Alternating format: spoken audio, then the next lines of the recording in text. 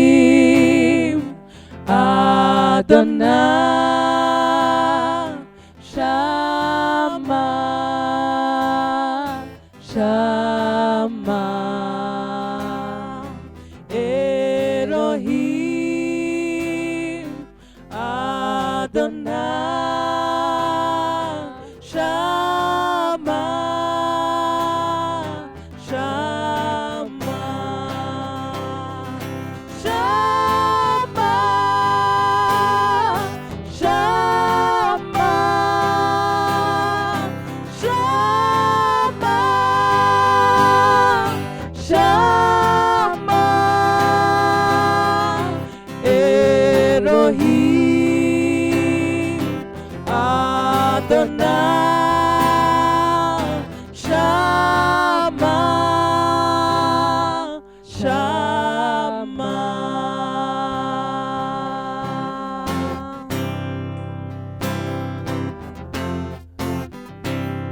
Oh Shama Oh Shama Oh Elohim Oh Elohim Adonai Adonai Shama Shama Shama Shama Oh Elohim Elohim Adonai Adonai Oh Shama Shama Elohim Elohim Oh Adonai Adonai Shama Shama Shama Shama Oh Elohim Elohim Oh Adonai Adonai Shama Shama Shama Shama Oh Elohim Elohim Oh Adonai Adonai Shama Shama Shama Shama Oh Shama Shama Oh Shama Shama Shama Shama Oh Shama Elohim Elohim Adonai Shama Hallelujah Yeah Shama Shama Shama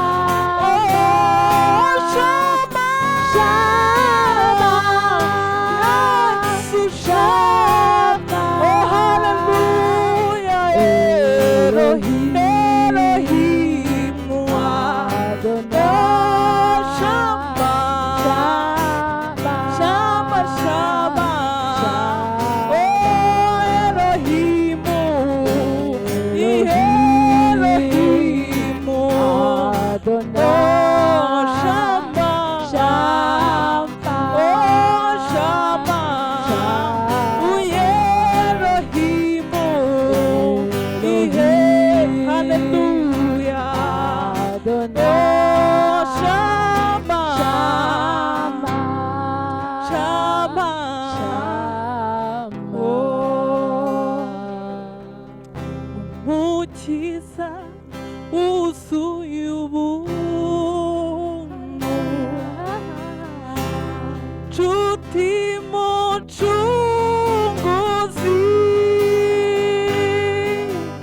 mwana w'intama wacunguye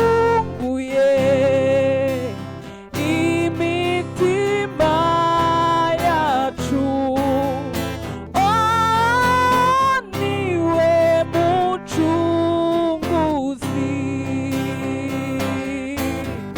mukiza wuzuye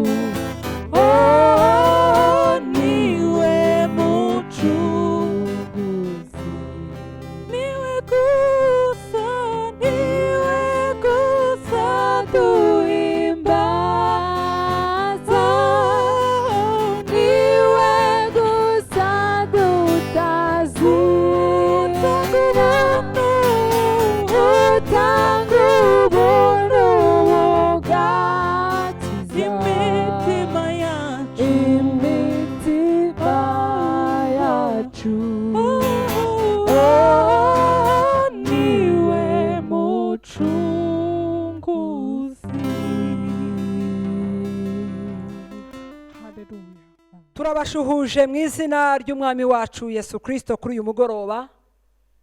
Muri kumwe na Evangeliste Tesire Beatrice.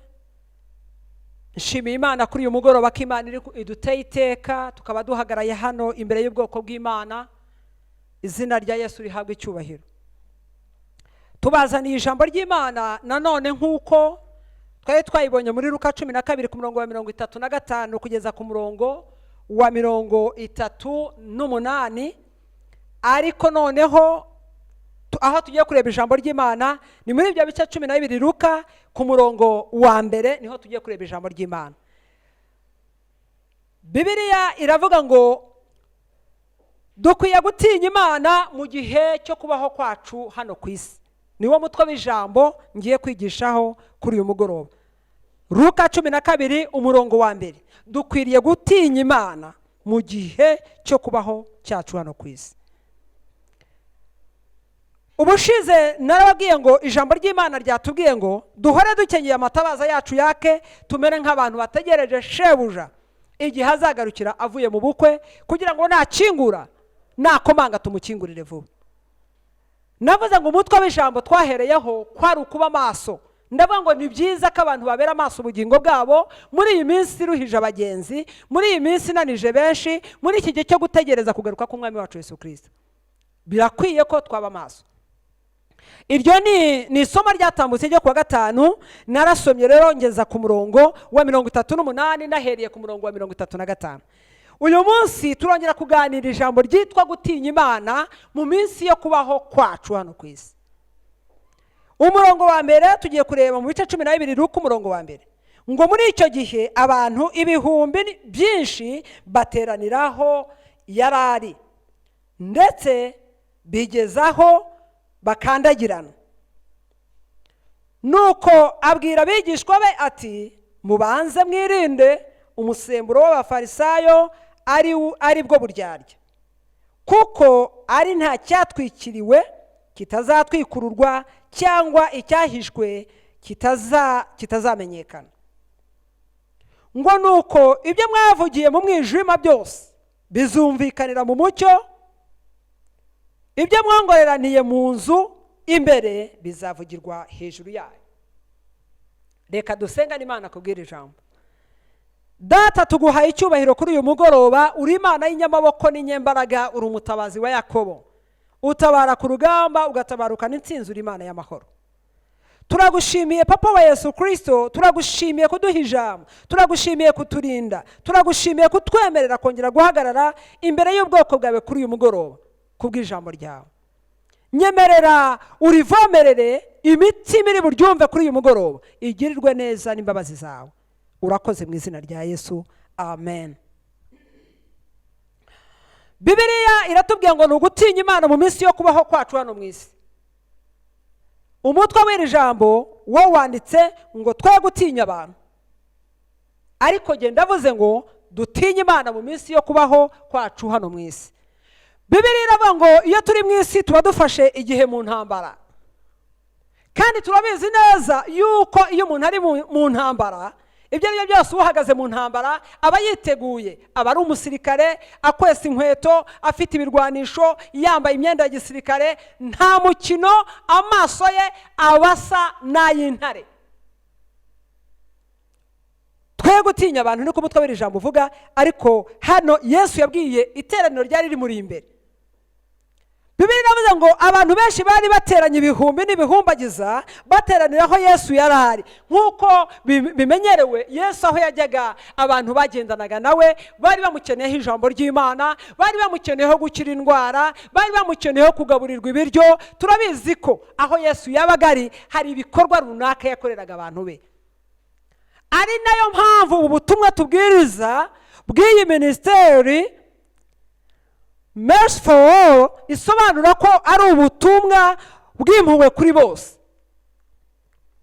Rero iyo tubwira abantu gutinya Imana, ni ukugira ngo imitima y'abantu ikomeze irindirwe mu byiringiro byo kuzabona Imana. Koko twanze gutinya Imana, tugakora nk'abasanzwe, tukavuga ibisanzwe, tukagenda nk'abasanzwe, ntabwo twabasha kwitandukanya n'abandi batubaha Imana. Rero dutinya Imana twayubaha kandi tukayicira bugufi. Umutwe w'ijambo ni ugutinya Imana mu minsi turi hano mu isi yo kubaho kwacu mu isi. Abantu benshi ngo batikanaho yarari ngo ijambo yababwiye, Yesu yarababwiye ngo mubanze mwirinde umusemburo w'abafarisayo, aribwo buryarya buri mu ijambo ry'Imana. Koko imbere ya hari abafarisayo, hari abasadukayo, hari abayuda, hari abagiriki, hari abayunani. Imitima yari iteraniye muri iryo teraniro ryamutsikaga, ryari rimwegereye, siko bose bari bazanywe n'ijambo ry'Imana. Bamwe bari baje kugira ngo bibonere agakiza ko gukira indwara, ubumuga bwabo barembeje bameze nabi. Abandi bari baje bashaka kureba ibitangaza, abandi bashakaga ibimenyetso, abandi bashaka kugaburirwa, abandi bashakaga ihumure ry'imitima. Ariko Yesu yibanze kubigishwa cyangwa se abizera, ari nabo nanjye umugoroba mfite uruhare runini kuvugana nabo. Nivuga gutinya Imana mu minsi yo kubaho kwacu hano ku isi, ndashaka yuko haboneka abayitinya mu ijambo ryayo bakanayubaha, babiheshejwe n'ubutumwa bw'Imana turimo tubwiriza hano. Kuko birabanga itangiriro ryo kwizera n'ukumva, kandi kumva bizanwa n'ijambo ry'Imana. Itangiriro ryo kwizera turiheshwa nuko twumvise, kandi kumva bitubiheshwa n'ijambo ry'Imana.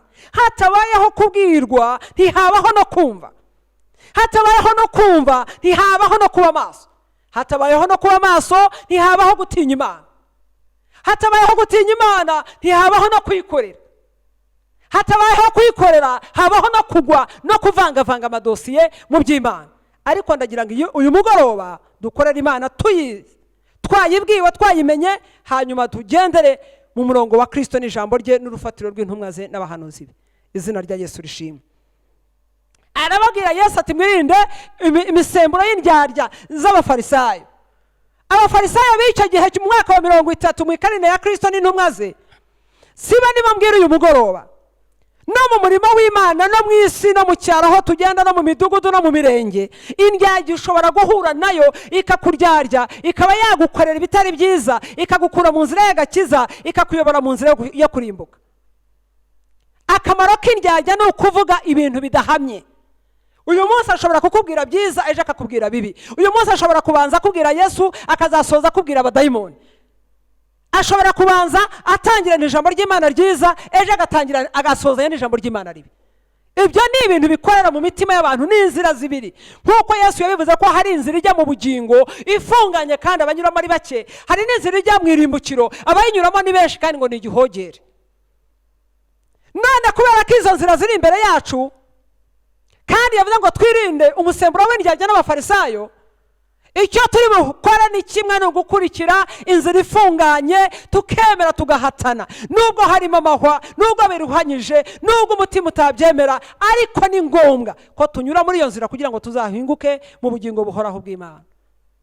Izina rya Yesu rishimwe kandi rihabwe icyubahiro. Rero twirinde indyarya. Muri iyi si ibibwiriza turimo twumva ntabwo byose bituruka ku Mana. Abakozi b'Imana badutambuka imbere bose ntabwo ari uko bakorera Imana. Kereka ubuntu tuzagirirwa, kuko n'ubundi ubutumwa Kristo yavuze ari ubw'ubuntu n'imbabazi. Biradusaba ko twashishoza, biradusaba ko twareba neza, biradusaba ko twatinya Imana, ugatega amatwi, ukumva, warangiza ukumvira, ukizera, ugahagarara mu Mana uzi Imana ukurikiye, kuko hari Imana nyinshi muri iyi minsi ya none. Nigeze kujya Uganda, mvuye ku musozi gusenga kuri Prayer Mountain, ndagenda nsanga ahantu hari umuntu kuri stade witwa Kristo.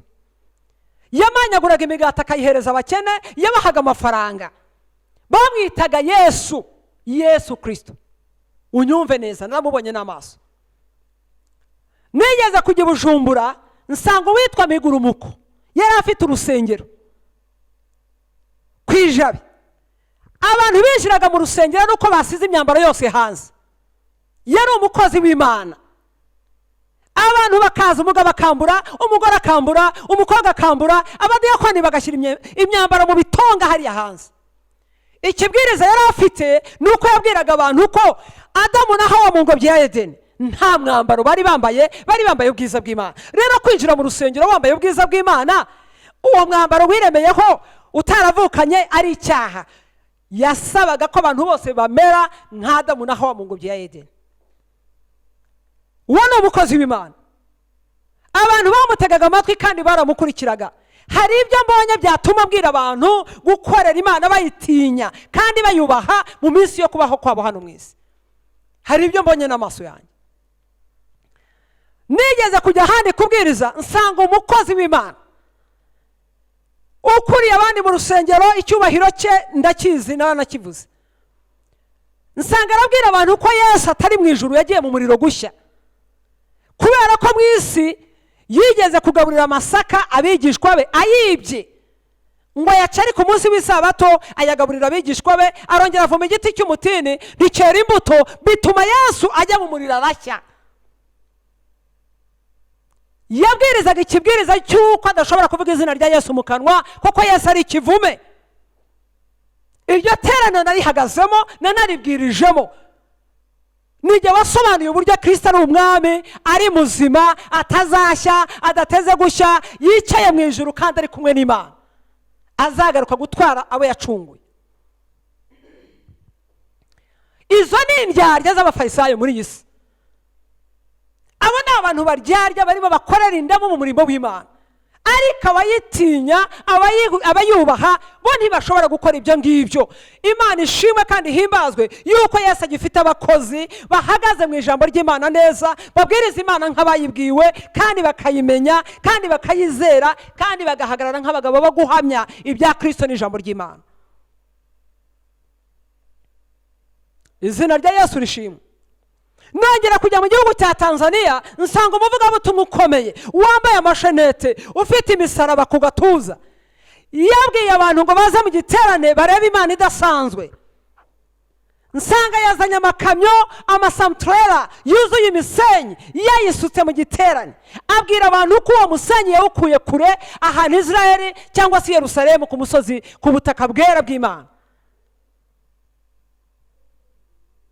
Abantu bose bajyaga gusenga banyuraga kuri uwo musenyi bakawuhambira, akababwira ngo ufite umurozi ukinda mu rugo rwe, ufite uburwayi bwananiranye, arafata uwo musenyi agende awuminjagire mu rugo rwe, ntazongera kurwara ukundi.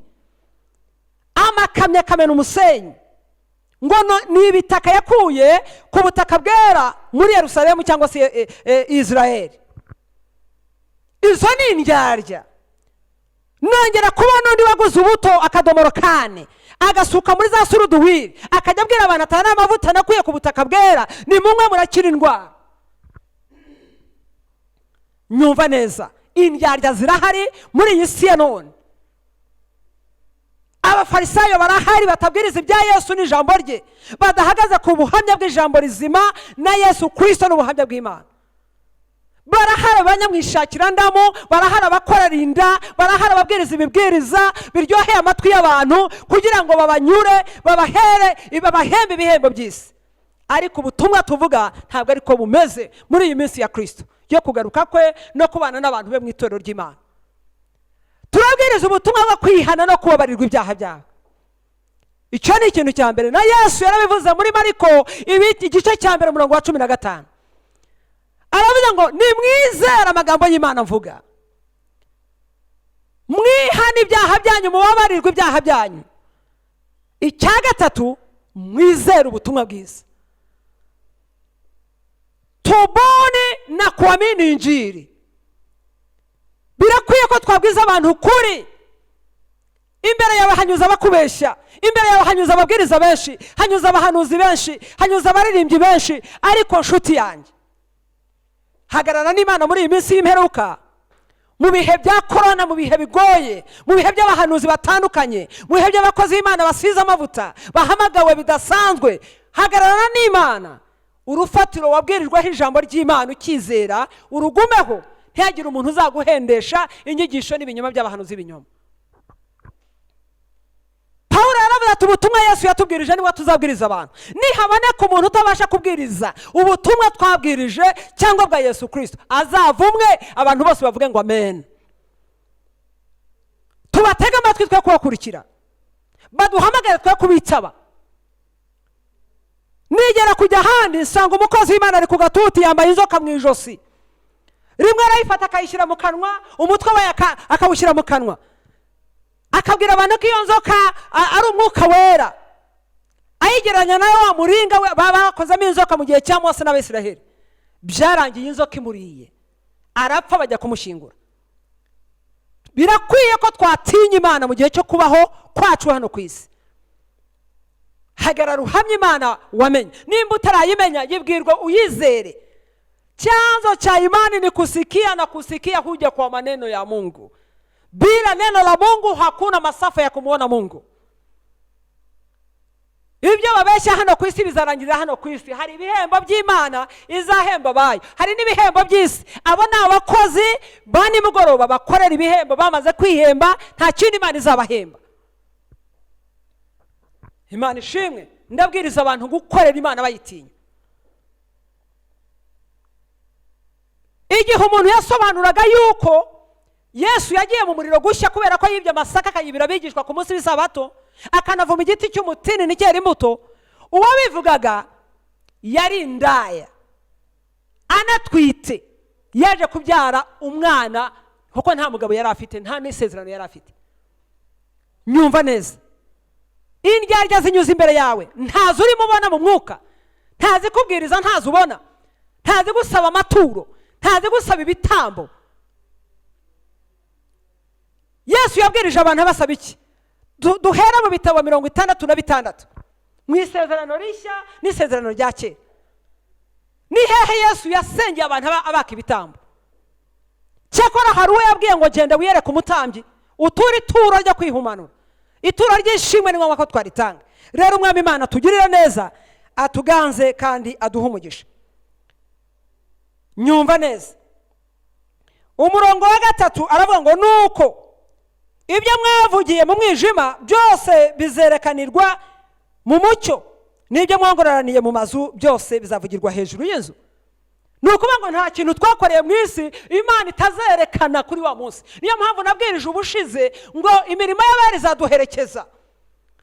Nimba wararishije abantu imisenyi, uzagera imbere y'Imana usanga irundo ry'umusenyi. Imana ikubaza ngo ubwo butumwa bukuye mu isezerano rya kera no mu isezerano rishya. Utatoa idadi ya maneno yako, jinsi ulivyomtumikia Mungu, utajibu maswala hayo mbele za Mungu wa Israeli. Nimba dusigi isezerano ko twambika abantu ibiganza, uyu munsi tukaba tubambika inzoka mu ijosi. Indyarya z'abafarisayo n'imisemburo mibi birakwiye gucika muri Yesu ya none, tukabwiriza ubutumwa buyobora abantu kwihana no kubabarirwa ibyaha no kubarangira inzira y'agakiza izabahingukana mu bugingo buhoraho. Umwami Imana tuganze kandi atugirire neza. Matayo ibice 12 ku murongo 29 kugeza kwa 30 ari naho ngiye gusoreza. Reka wumve ijambo ry'Imana. Matayo 12 umurongo wa 29. Umva ukuntu Umwami Imana avuga ngo umuntu yabashatse kwinjira mu nzu y'umunyamaboko akamusahura ibintu bye atabanje kumuboha uwo munyamaboko, ko aribwo yabasha, karibwo yabona uko asahura mu inzu ye. Uwo tutabana n'umwanzi wanjye, kandi uwo tudateranyiriza hamwe arasandaza. Izina rya Yesu rishimwe. Imana idufitamo imbaraga n'ibyiringiro yuko turi abanyamaboko, abizera ijambo rya Kristo, ababwiriza ijambo rya Yesu n'agakiza ke, abarangira inzira abantu y'ukuri batababeshya, batabaryarya, batarindyarya z'abafarisayo, atari abahanuzi b'ibinyoma. Yesu aravuga ngo turi abanyamaboko, nta byatugusha ngo bidushyire hasi. Dufite Imana aho umutabazi wa Yakobo. Nta nubwo baduhendesha ibihendo by'isi, ntibatujyana uko bashaka, ntibatubwiriza uko bashaka ngo tubyemere. Oya, turi maso, amatabaza yacu araka, turategereje Kristo. Uwo tubwira abantu turamutegereje, uwagiye azaza, kandi naza ntazaceceka amaso yose, azararama murebe. Niko ibyahishuwe rimwe ku murongo wa 7 havuga. Biblia ngo tazama yuacha na mawingu, na kila jicho litamuona Bwana, hata wale waliomchoma watamuona Kristo. Ngo araza n'ibicu, buri jisho rizamureba. Ngo moko y'isi azaboroga kubera we. Ngo n'ababandi bamucumise nabo bazaboroga. ninde utazabona Kristo agarutse mu bicu? Ninde utazumva impanda y'Imana igihe izabivuze Yesu aje gutwara itorero? Ni wa wundi utizera, utarakijijwe, unejejwe n'ibyaha, ugendera mu bihendo by'isi. Ariko igihe kirageze kandi kirasohoye yuko abasengera data mu kuri no mu mwuka ari bo bahamanya na Kristo. Ndabararikira kubana n'Imana, ndabararikira kwegera Imana. Turi abanyamaboko, nta wadutwaraho mateka, nta wadufata uko yumva.